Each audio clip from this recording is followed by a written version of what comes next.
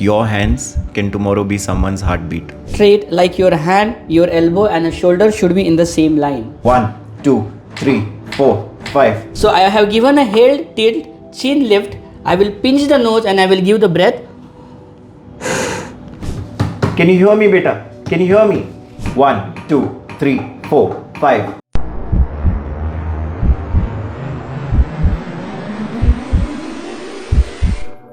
Hello everyone, welcome to this podcast on CPR or Cardiopulmonary Resuscitation. CPR is given to a person when he has a cardiac arrest. It is an important life-saving skill and we are going to know more about CPR today. Indian Academy of Pediatrics, which is an association of pediatricians all over India, creates this month of July to create awareness about CPR in lay public. And Pune branch of IAP has taken this noble cause to create awareness in the lay public. And I'm Dr. Sanjay Bafna, and we have two very eminent pediatric intensivists from Pune with us, Dr. Sagar Lad, hello Dr. Sagar, and Dr. Bhakti Sarangi, who are going to tell us more about CPR and how to perform this important life-saving skill. Welcome Bhakti and Sagar. And coming to Bhakti, can you tell us what is CPR and who needs it? Well, like you said, sir, CPR is a life-saving technique where you save someone's life by using your hands in a situation where they stop breathing or their heart stops beating, which is known as cardiac arrest. What you are doing in CPR is ensuring that the blood flow to all your vital organs, including the heart and brain, keeps going until some advanced care can be given to that particular person. And this can be done in adults, children, and infants. Oh, that's great to know that only with your hands you can save someone's life. But how does it work? Sir, it's very simple. While giving CPR, you are essentially manually pumping the heart by giving chest compressions. Oh. And when you provide rescue breaths, you are essentially pushing in oxygen into the lungs. So your chest compressions help circulate that oxygen-rich blood to all the vital organs. It'll either restart the heart or buy you some time until emergency services arrive or a defibrillator is available. Oh, that's great to know, Dr. Sagar. But most of us think that CPR is something which is performed by doctors or nurses, and CPR is usually given in the hospital. Why should a lay person know about CPR? See, commonly it is a false belief that CPR is given by the doctor. The CPR can be given by the lay person, and in general, the first available person if such incidents happen is a lay person or a common person. Now the importance is that if you give a CPR early, the chances of survival increases very high. If you delay the CPR, the chances of survival decreases by 7 to 10%. So if you give it early, the chances of survival or thousands of lives can be saved. So it is very easy technique, simple, easy to understand, easy to learn, easy to implement. But the person who is giving the CPR needs to be willing that I have to give this. Oh, that's wonderful to know, because I think all of us know that cardiac arrest not only happens in the hospital. In fact, it is very common to have cardiac arrest at home, at the swimming pool, in the airport and malls. And layperson is the first responder. Instead of shouting, I think he should start CPR immediately before a doctor arrives. So it is important that a layperson knows how to perform CPR. So Dr. Bhakti, let's now understand what are the steps and how do we perform it. And I'm sure you people are going to actually demonstrate how to give CPR. So once we have some sort of emergency in front of us, how do we decide that this person needs CPR? How do I identify? Absolutely. So like you said, this emergency can face us anywhere, at any position, in any venue. So whenever you see someone collapse in front of you, or you find a person lying unresponsive, no matter where you are, first thing you do is check for their responsiveness. You tap their shoulders, call out to them. If they don't respond, check their carotid pulse and breathing. Look for their chest movements, if the chest is moving up and down, if they're breathing or not. If there is no pulse and no breathing, this is a situation that demands CPR. So don't hesitate. So what would be the first step after we have decided that the person is not responding, he's not breathing, there is no pulse? Then what is the next step, Dr. Sagar? Now next step is to give a chest compression. So the technique of giving a chest compression I will demonstrate. Now place the heel of your hand on the middle part of the chest. Now this is the middle part of a chest. This is called as a breastbone. You put your hand or heel of a hand in the middle part or lower 1/3 of a breastbone. So with one hand, heel of the hand you put, with the second heel you put on the top of the first hand. You interlock the fingers. Okay, and you make directly a straight, like your hand, your elbow and a shoulder should be in the same line. With that you give a chest compression. Now giving a chest compression, it should be so that it needs to be push hard, push fast. You have to push 5 to 6 centimeter down and on a rate of 100 to 120 per minute. Give little bit time when giving a chest compression, like the 1, 2, 3, 4, 5. So you continue it for at least 100 to 120 per minute. Give some time for a chest to recoil. So there will be some time after giving the chest compression. Thank you, Dr. Sagar. It was really nice to know, and it is so simple and easy. But Dr. Bhakti, just to re-emphasize, can you just tell us the key elements? How do we know that whatever compressions we are giving are effective? Because it's a very stressful situation. Ensure that your depth is at least 5 centimeters, not more than 6 centimeters. Second is the rate. Ensure that the rate of compressions is at least 100 to 120 per minute. The third is to allow the chest to recoil completely, because that allows your heart to fill. And the fourth one is avoid or minimize interruptions. The more we interrupt, the harder it is to get that heart to start again. Very important to ensure adequate force of compression is your hand position, like demonstrated by Sagar sir, and position of your arms. So if you keep these things in mind, each one of us can give effective CPR. Thank you, Dr. Bhakti. So, Sagar, I think you said that heart and respiration both have stopped. So, you demonstrated beautifully how to give compressions. What do we do for respiration? Now for the respiration, we give a rescue breath. Now what is mean by rescue breath? We need to give breath to that person. So it is generally given after the chest compression. You first give 30 chest compression and then give 2 breaths. Can you demonstrate that? Yeah, I will demonstrate, but the thing is that if you are hesitant, if you don't want to give it, or if you don't know, don't waste time giving the breath. You can continue the chest compression, that is also important.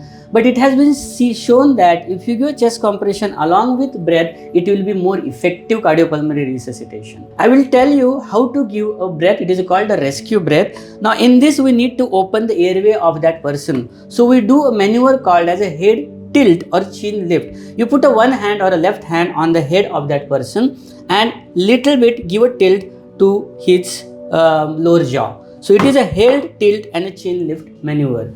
With this, the same finger, you close the mouth of that person, put your mouth surrounding the person's mouth and give a breath so that you can see a chest rise. It has to be given in a 1 second. So you give a first breath, see the chest rise, take out the mouth and give the second breath. I will demonstrate it.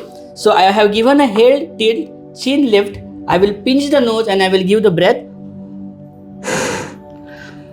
So you can see the chest rise. After giving a first breath, I will wait for a 1 second and give a second breath. So these are the 2 rescue breaths. So thank you, Dr. Sagar, for demonstrating how to give CPR in an adult victim.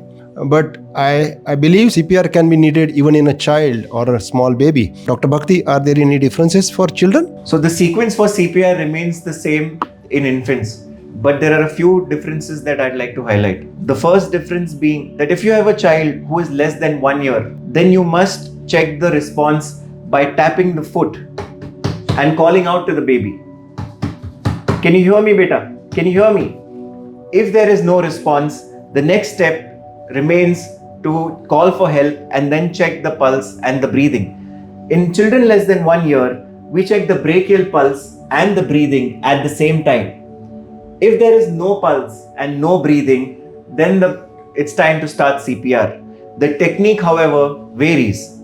With your left hand, tilt the head slightly to keep the airway open. At the same time, with your other hand, use your middle and index finger, keep them at the lower part of the breastbone and start compressions like this. 1, 2, 3, 4, 5, 6, 7, 8, 9, 10, 11, 12, 13, 14, 15. Once done with 15 compressions, it's time to give 2 breaths. Remember, while giving breaths in an infant, that is a child less than 1 year, make sure that you are covering the mouth as well as the nose. The technique of giving the breath remains the same. Give 1 breath over 1 second. After having given 2 breaths, resume compressions in the same manner. If the victim is more than 1 year old or is an older child, you may even use the heel of one hand to give compressions to the victim, while the other hand rests at the back or is used to support the hand that is giving compressions. 1, 2, 3, 4, 5, 6, 7, 8, 9, 10, 11, 12, 13, 14, 15. After 15 compressions, you go back to giving 2 breaths. The same cycle will continue for 2 minutes or 10 times until you reassess the pulse and breathing again. Oh, that's great to know. Just to re-emphasize what I have understood what you have said, instead of 2 hands, use 1 hand when the child is more than 1 year, or 2 fingers when the child is a small infant. And instead of 30:2 ratio, 15 compressions and 2 breaths. Am I right? Absolutely. Thank you. So, Dr. Sagar, how long do we continue this? Because we are alone, say, at the airport. If you started it, just continue it till the person shows some response. If you start moving or he's showing some breathing movements, or till the trained person comes, or some help comes, or some ambulance if you have called comes. Sometime if you are alone, it's better to call for the help, dial 118 or 108 emergency service, so that somebody will come to help you. But for time being, you continue the chest compression and the breathing, and generally after 2 minutes, you recheck the pulse of that child, whether the child is responding or not. But sometime if you call for the help, it is better to send them to ask for the AED machine if it is available. So that will be really help for such children or adult. Great. So I think you keep continuing. It's like CPR is something like meditation. You keep continuing, concentrate, keep giving 30 compressions, 2 breaths, 30 compressions, 2 breaths, and after every 2 minutes, look for the pulse and the response, right? Yes, absolutely. So, Dr. Bhakti, we are lay people, or listeners are lay people. Can you re-emphasize and demonstrate the full sequence again, if you can do that? Whenever you come across a person who collapses or is lying unresponsive, the most important thing for you as a rescuer is to look at the scene safety. The scene should be safe for you and the other person. Then you're going to check response. How are you going to check response? Can you hear me? Can you hear me? This is the way you tap the shoulders and check the response. If the person is unresponsive, I'm going to call 108 emergency services or ask my colleague to call the emergency help and get the nearest defibrillator possible. The next step is to check for the carotid pulse and look at breathing simultaneously. If there is no carotid pulse and no chest movement, which suggests lack of breathing, then this is my time to start cardiopulmonary resuscitation or CPR. I'm going to then expose the chest of the individual, and at the same time, like demonstrated earlier, place the heel of my hand and on the lower part of the breastbone and start compressions and count loudly. 1, 2, 3, 4, 5, 6, 7, 8, 9, 10, 11, 12, 13, 14, 15, 16, 17, 18, 19, 20, 21, 22, 23, 24, 25, 26, 27, 28, 29, 30. This is going to be followed by 2 rescue breaths by doing the head tilt chin lift maneuver, followed by pinching the nose and then giving 2 breaths over 2 seconds as demonstrated earlier. This cycle needs to continue at least 5 times or for 2 minutes, after which you're going to reassess the person looking at the carotid pulse and the breathing at the same time. This process continues until advanced team arrives or your defibrillator arrives. Dr. Sagar and Dr. Bhakti, you mentioned about AED in your demonstration. We often see these AED machines hanging at the airport, swimming pool, schools, but we don't know what it is and how to use it. Can you tell us something about AED? AED machine called as a automated external defibrillator. Now this machine is very simple and it specifically check the heart rhythm and give the shock. So it is voice prompt. The machine itself give you a command by the voice. So when you attach this machine to the person, if needed, it will give the shock. So AED is very to use and it helps to restart the heart if you use it in a timely manner. So really it is a very life-saving if you use it early. So that means apart from compression, some people may need shock to revert the heart back to normal. So that's what I think we need to know. Dr. Bhakti, is it possible for you to demonstrate AED use? I hope it is simple, right? This is an automated external defibrillator, or what we refer to as an AED, which is easily available today at all malls, airports, hotels, stations, wherever you go. It's absolutely easy to use and can be used by anyone who is not medically trained. The AED device usually has 2 buttons. One is the power on button. It will give you voice prompts to do whatever you have to do next. The other button is the shock button, which is used to deliver a shock to a person who might need it. These are the AED pads which you use to attach to the AED. The process is very simple. You attach the leads to the AED, place it next to the person. Both the pads have markings as to where they are supposed to go. One pad goes to the right upper chest, one pad goes to the left lower chest. Once they're in place, all you need to do is switch on the AED and it will give you a voice prompt. Once receive the voice prompt, the AED will analyze the rhythm in the next 5 to 15 seconds. And if required, it will tell you deliver shock. Clear the victim and press the button to then deliver the shock. Remember, as soon as the shock is delivered, you must resume CPR to get that heart beating again. Thank you, Dr. Sagar and Dr. Bhakti. It was so nice, and in a simple way, you have demonstrated this important life-saving measure. I'm sure we all will rush to a victim, and instead of creating panic, would you start CPR so that there is a chance of survival for that victim. Any important message would you like to give to a lay public about CPR? So CPR is the simple and the safe. If you give it properly and as early as possible, the chances of survival increase almost 90 to 100%. You might save somebody's life if you give it early. Dr. Bhakti? Well, I just want to say that we learn many life skills like swimming, driving, right? This is a life-saving skill that we must not hesitate to learn. And at the same time, remember that your hands can tomorrow be someone's heartbeat. So go for it. Doing something is better than doing nothing. Really well said, Dr. Bhakti. So thank you, Dr. Sagar and Dr. Bhakti, for explaining this. And thanks everyone for joining. And I'm sure you would like to learn more about CPR. And if you want to do so, we will share a QR code with you, a link also, which you can click, look at the various videos and actually gain a certificate as a trained CPR personnel. And I really thank Indian Academy of Pediatrics Pune branch for this wonderful initiative which can actually help to save lives. Thank you so much.